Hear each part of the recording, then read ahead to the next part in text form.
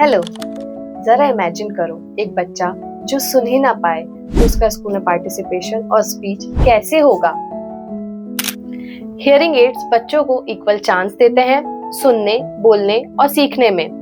Pre fitting बच्चे का school performance improve करता है और उनका सोशल कॉन्फिडेंस बूस्ट करता है।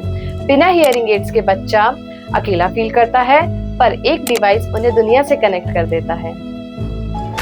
बच्चों की हियरिंग लॉस को इग्नोर मत करिए, हियरिंग टेस्ट कराइए।